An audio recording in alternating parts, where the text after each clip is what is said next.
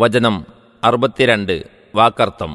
വലാ നുകല്ലിഫു നാം ശാസിക്കുകയില്ല, നിർബന്ധിക്കുകയില്ല, നഫ്സൻ ഒരു ദേഹത്തോടും ഒരാളോടും, ഇല്ലാ വുസ്അഹ അതിന് കഴിവുള്ളതല്ലാതെ, വലദൈന നമ്മുടെ അടുക്കലുണ്ട്, കിതാബുൻ ഒരു ഗ്രന്ഥം, യന്തിഖു അത് തുറന്നു പറയും, മൊഴിയും, ബിൽ ഹഖ് യഥാർത്ഥത്തെ, സത്യത്തെ, വഹും അവർ ലാ യുദ്ലമൂൻ ആക്രമിക്കപ്പെടുന്നതുമല്ല.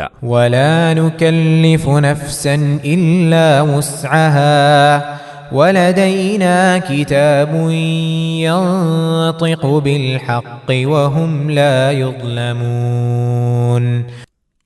ഒരു ദേഹത്തോടും അതിന് കഴിവുള്ളതല്ലാതെ നാം ശാസിക്കുകയില്ല. യഥാർത്ഥം തുറന്നു പറയുന്ന ഒരു ഗ്രന്ഥം അഥവാ രേഖ നമ്മുടെ അടുക്കലുണ്ട്, അവർ ആക്രമിക്കപ്പെടുന്നതല്ല. 62-ാം വചനത്തിന്റെ വിശദീകരണം. 3 സംഗതികളാണ് ഈ ആയത്തിൽ അള്ളാഹു പ്രസ്താവിക്കുന്നത്. 1.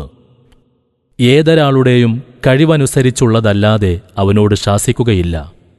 ഖുർആനിൽ ആവർത്തിച്ചു പറയപ്പെട്ടിട്ടുള്ള ഒരു മൗലിക തത്വമാണിത്. ശാരീരികവും മാനസികവും സാമ്പത്തികവും സാമൂഹികവുമായ എല്ലാവിധ കഴിവുകളും ഇതിൽ പരിഗണിക്കപ്പെടുന്നു. ആരാധനാ കാര്യങ്ങളിൽ മാത്രമല്ല, മനുഷ്യൻ പ്രവർത്തിക്കേണ്ടുന്ന എല്ലാ കാര്യത്തിലും ഇത് ബാധകമാണ്.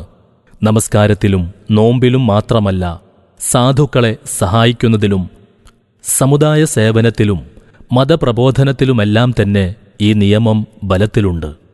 അപ്പോൾ സൽക്കർമ്മം ചെയ്ത് അള്ളാഹുവിൻ്റെ പ്രീതി സമ്പാദിക്കണമെന്ന് ആഗ്രഹിക്കുന്നവർക്ക് അതിനുള്ള മാർഗം ഒട്ടും കുടുസല്ല.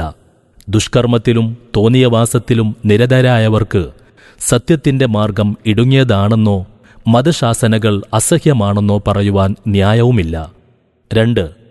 സൽക്കർമ്മികളുടെയും ദുഷ്കർമ്മികളുടെയും എന്ന വ്യത്യാസമില്ലാതെ എല്ലാവരുടെ ചെയ്തികളും കൃത്യവും വ്യക്തവുമായി രേഖപ്പെടുത്തിയ ഒരു രേഖാഗ്രന്ഥം അള്ളാഹുവിങ്കലുണ്ട്.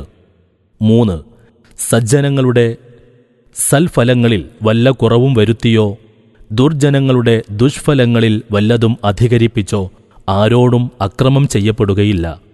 എല്ലാവരുടെയും നന്മതിന്മകൾ രേഖപ്പെടുത്തപ്പെട്ട ഗ്രന്ഥം ഹാജരാക്കിക്കൊണ്ട് ഖിയാമത്ത് നാളിൽ ഇപ്രകാരം പറയപ്പെടുന്നതാകുന്നു: ഇതാ നാം രേഖപ്പെടുത്തിവെച്ച ഗ്രന്ഥം. അത് നിങ്ങൾക്ക് യഥാർത്ഥം തുറന്നു പറഞ്ഞു തരുന്നതാണ്.